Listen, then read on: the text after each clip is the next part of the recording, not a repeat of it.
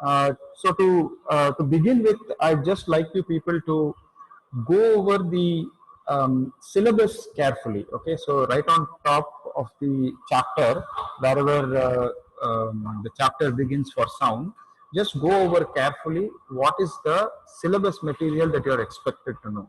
Reminding you again that the syllabus content is the path that you will be examined for. The textbook contains information that goes beyond the syllabus, some of which is necessary, some of which is not necessary, just for academic purposes. And if you are familiar with the syllabus content, then you will be able to judge for yourself what is it that is relevant and what is it that is non-relevant. Of course, as we go over the topics, I will also indicate to you periodically which are the sections that are relevant for study and which are the sections that are not relevant for study. We will mark things out from textbook, learn how to select questions from the exercises. All this will happen in parallel, but familiarize yourself with the syllabus part.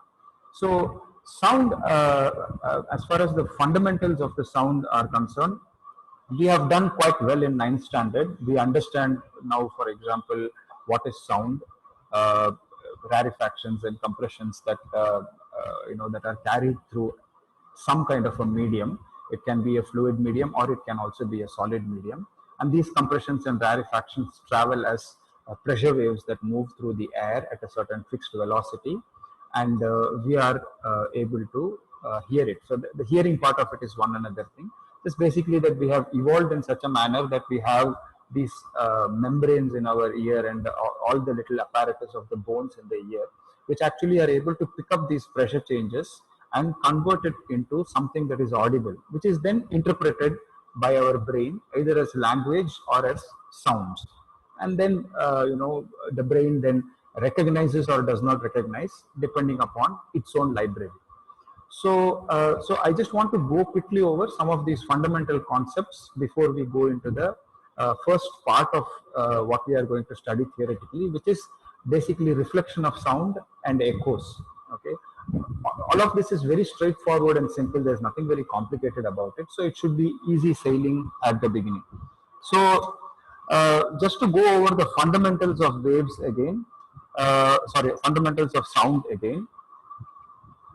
A sound is produced when something vibrates, and the vibration produces compressions and rarefactions in air. So some of this is what we have done already in 9th standard. So just bear with me a little bit as a little bit of a revision that we are doing. So we like to take the example of a tuning fork. You consider that a tuning fork, and when a tuning fork is struck, and you have seen this in the laboratory too, what happens is the tines of the tuning fork, right, vibrate to and fro.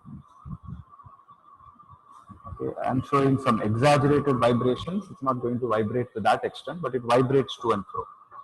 So this to and fro vibration naturally pushes at the air particles which are there around this object. So there are air particles around this object. Whenever the tines move back and forth, it creates an area of compression. Okay, and that is when it moves in this direction, and then when the time moves back in the other direction, it creates a compression in this side, right? But the area in between now is an area of rarefaction. So when the time moves backwards, you have lesser air particles over there.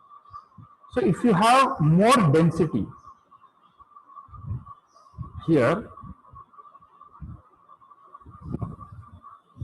I think I went out of the screen, did I? I just wrote greater density.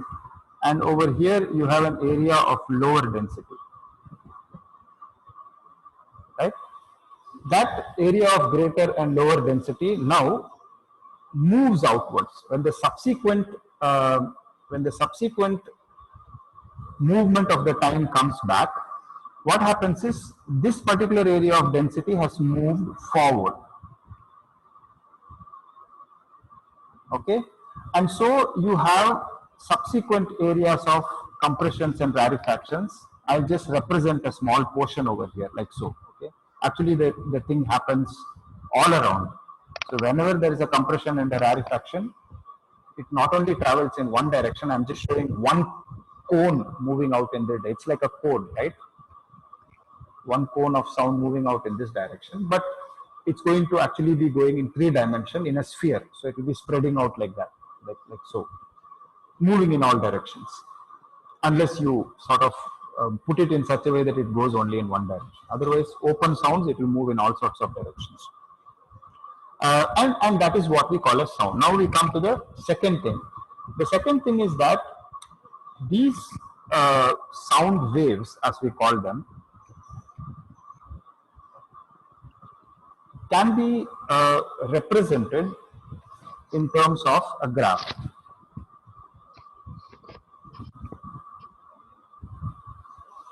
Okay, where the successive compressions and rarefactions can be shown as increasing and decreasing. Okay, so this is when there is an increase in the compression. This is when there is a decrease in compression.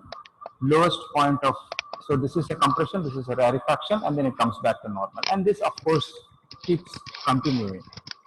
All right.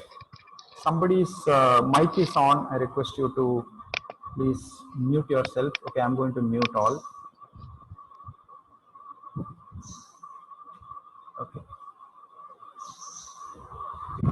And this is one compression and rarefaction.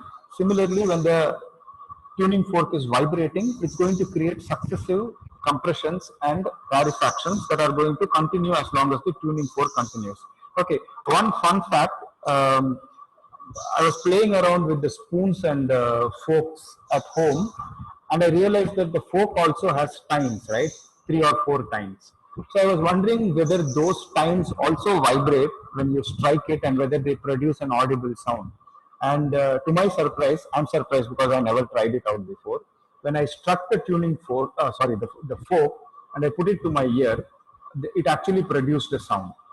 Okay, so you people can try this out at home. Just don't bend the forks out of shape. Somebody will be annoyed. If it's your own fork, that's your problem. Try this out. You'll hear the sound waves. Now, if sound is a mechanical wave, just a moment. Some people are going in and out for some reason. If sound is a mechanical wave, then it must obey the wave equation. Okay, so what is the wave equation? The wave equation is velocity of any wave is a product of the frequency and the wavelength. Okay, and for this we have to actually talk a little bit about frequency. I hope you remember what it is. Frequency is the number of oscillations that the wave is executing per second.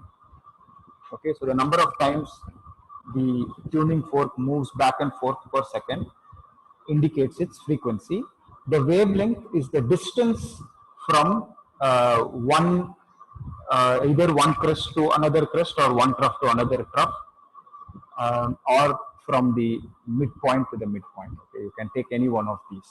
So this length that the wave travels is called the wavelength. And if you look at successive such waves, so the same distance will be the distance between 2 successive crests and 2 successive troughs. Just so we are clear about these points, the highest points in a wave where there is the highest amplitude, that is movement from the middle point, that is called as a crest, and the lowest points are called troughs. Okay. So this distance, the wavelength, is going to be the same whether it's going to be between 2 crests or 2 troughs, provided the wave is uniform, of course. In reality, in nature, you never have one wave exactly the same as other, but then we are studying things theoretically. So therefore, it is going to be we are going to consider it as being uniform. So comes the question about the frequency and the wavelength. The product of the frequency and the wavelength will be equal to the velocity of the wave. We have also seen that sound waves have a specific velocity depending upon the medium that it is moving through.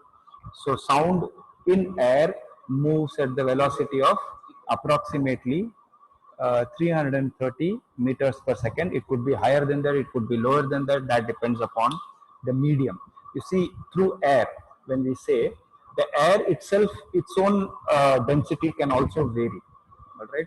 So if it is just before a storm, as the kind of weather that we are facing right now in North Karnataka, Maharashtra, and so on, there is a storm that is building up over the Arabian Sea.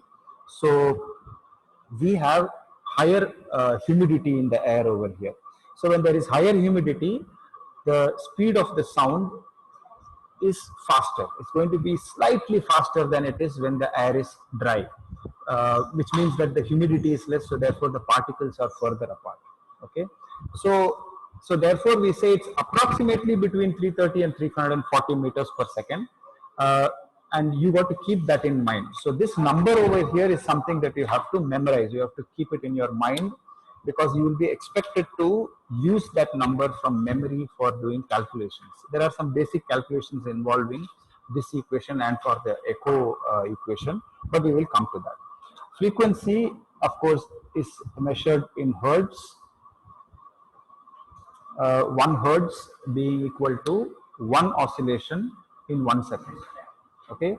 Typically, sound waves have a frequency that is audible to most of us, goes from about 20 hertz to about 20,000 hertz. Isha is helping me out with the numbers. I never remember these numbers well.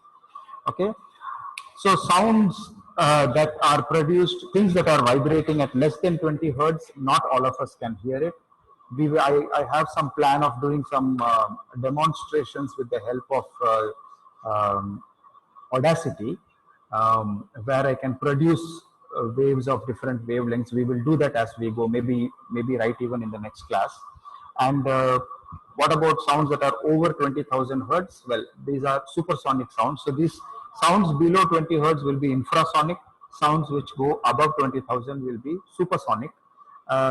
And those waves are inaudible to most of us as human beings. Actually, 20,000 is a high limit. You will find that most of us stop being able to make out the sound, even at frequencies much lower than this. We will check this out. What is the sound capacity? What is the range of frequencies that all of us in the class can hear? We will figure it out in a later class using this software called Audacity. I encourage you to look this up. Okay, it's freely available for download. It's an open source software, so you can download it off the internet and you can play around with it. It can. It's actually used for sound engineering by people who produce videos and so on. It's quite professional. It can do quite a lot of tasks, but it can also be used for. It can also be used for learning about sound, where you can actually produce sounds of different frequencies through Audacity and kind of play around with it. I haven't played around much. If somebody figures out more, then there is a possibility that I could use your expertise to demonstrate certain things for the entire class. So please go ahead, try it out. If you have any questions or doubts, send me an email. We can work something out. So that's regarding the frequency. And then the wavelength. So the wavelength will of course be measured in meters. And it's basically the distance that the sound will travel. So something that travels at the velocity of about 330 meters per second, the frequency can vary from a few meters to a few dozen meters. Okay, the distance that it will travel per second. So the first task that I want you people to do, and tell me if you have done it already in 9th standard, I don't remember, but I'm just asking you to do this. Can you tell me, based on the velocity of 330 meters per second and the frequency of 20 hertz to 20,000 hertz, what is the corresponding wavelength for these waves, for these frequencies, 20,000, 20 to 20,000. Can people work it out and tell me? Is it clear what the question is? Only for these two. 20 hertz to 20,000 hertz. Use V is equal to F lambda and calculate. You've done it already? In ninth standard, or you've done it on your own? Okay. Isha has done it on her own. Yay! Shravan is uh,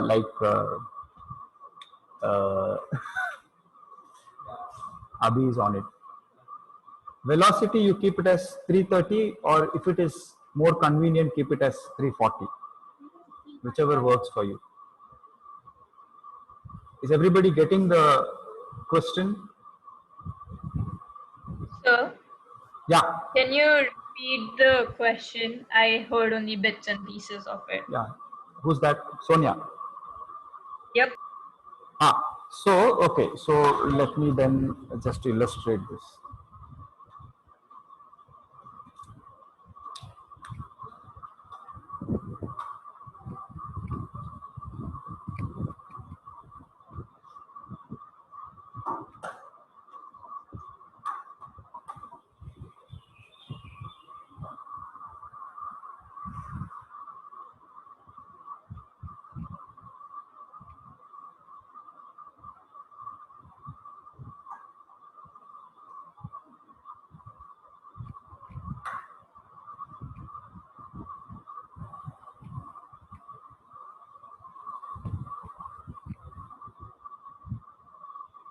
Okay, you see that? I want you to do that calculation. Sir, shouldn't the last thing be wavelength or something? Oh, sorry, yes, thank you.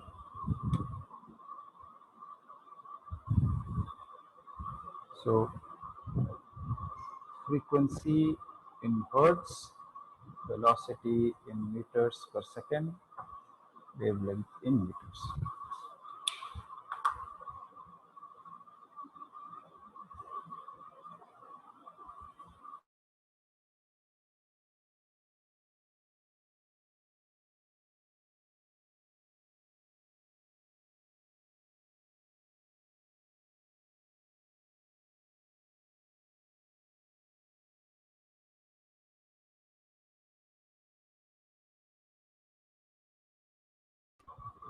I'm just going to give you all a few minutes to complete this, okay? So the answers that you're giving, just send it through the chat.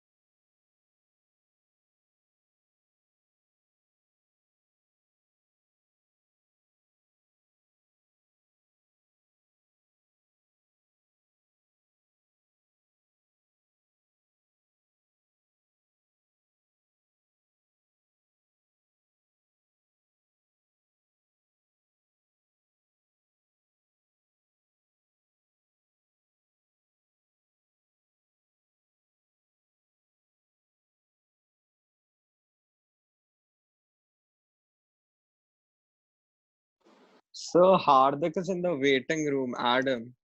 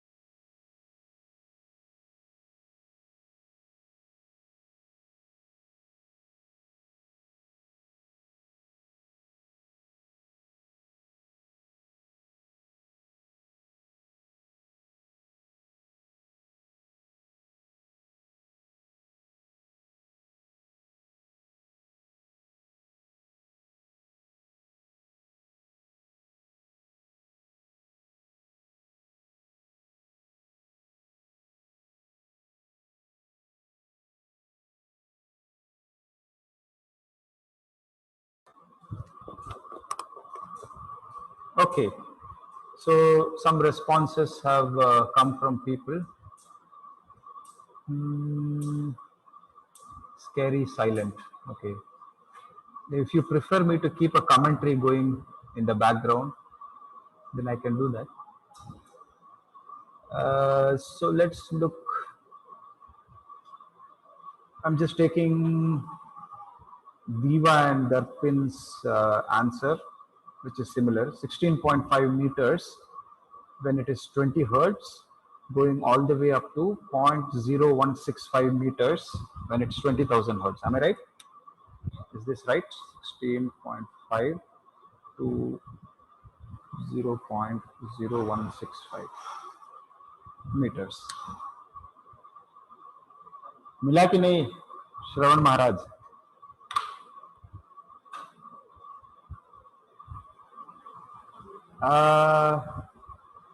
Somebody wrote 1650. Are you sure you got the decimals right? Yeah, there's 5 more minutes, so we can stop with that.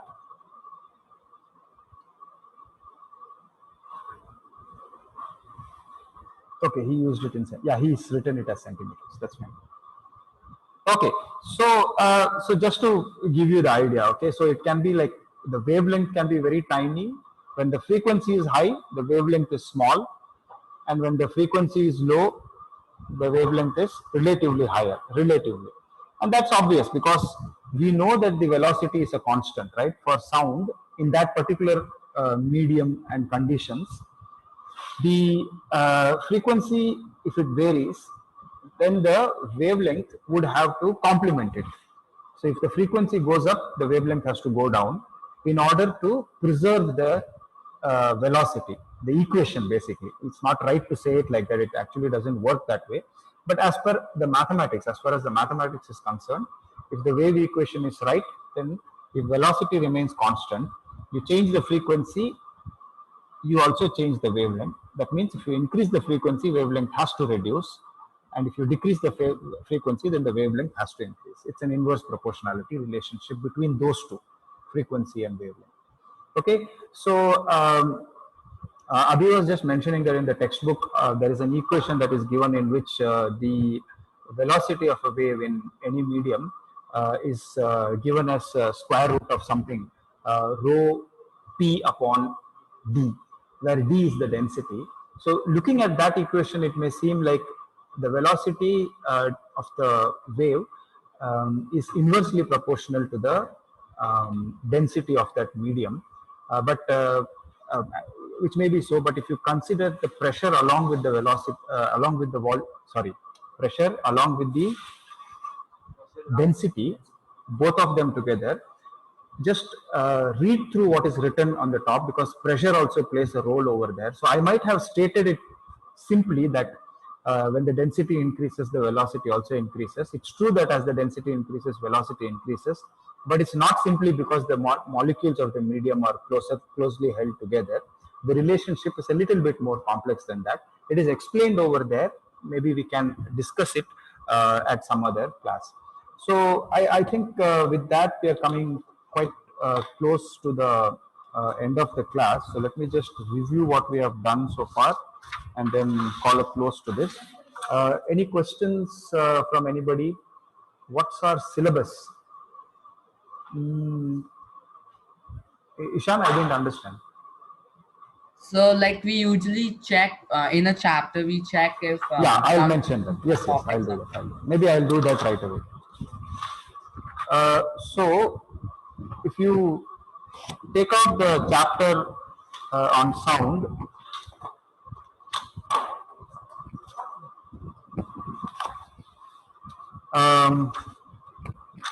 so basically it starts with, are you guys on the page, the same page in the textbook?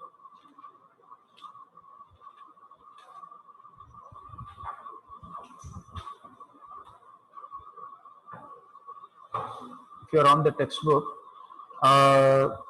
then sound waves are, I'll put the textbook over here, although you can't really read what's written over there. You can see heavily annotated textbook of Isha. uh, so sound waves, all of these is an introduction and a recap of what we have done so far. Okay. So it tells they are elastic, mechanical waves, etc., longitudinal waves, transverse waves. I think we have discussed all these things earlier. All you need to do is just go over it. My suggestion is that you go over it today. Okay, don't keep the revision work for later. Then there is this one section which is talking about what we were just talking about, which is how does the pressure and density affect the velocity. This part, if you compare it with what is written in the syllabus section, you will find that this is not mentioned in the syllabus section. Okay, and in fact, they do not ask questions based. So far, they have not asked questions based on these two equations that are given over here. So you can look at these two equations, you can study them, you can try to understand them, but they are not, strictly speaking, part of the syllabus. Okay, and then you have the distinction between light and sound waves. Again, we don't necessarily need to do look at light over here when we are studying sound, but since both are waveforms, a comparison can be made. A question could be asked, mention two differences between light waves and sound waves. Both are waves. In what way they are different?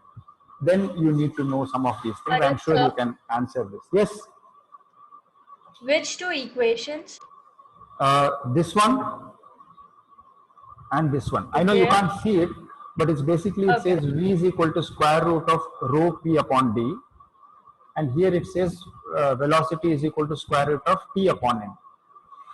So it works out how pressure, density, and temperature decides the velocity of a wave in a medium, a mechanical wave in a medium. They are not part of the syllabus because you won't find them mentioned anywhere over here in the syllabus document. Is that clear now? That's Krishna, right? No, that was Sonia. Sonia, okay. That's it for the time being. When we meet in the next class, we will talk about reflection of sound waves, which is basically echoes. That part of it is very straightforward and simple. There are some examples that I would like you to solve, and there are some typical questions that are asked in the board examination about reflection of waves. But we will come to that when we come to that. So some of you who may have not completed the calculation for the 20 hertz to 20,000 hertz, please make sure that you do that. That is this table part of it, and be prepared for the next class with what we are going to do. So if there is nothing else that is required, then if nothing else is required, then we can stop this class. Anybody wants to say anything? Anything? So we have anybody to read want only say? these 2 pages, right? Sorry, can you please speak again? So we have to read only these 2 pages, right? Hey, Abhi was doing something and I couldn't hear. What? Repeat. So we have to read these 2 pages, right? Read these 2 pages as revision, the first 2 pages, and the third and fourth pages preparation for the next class. Okay. Clear? Yeah. And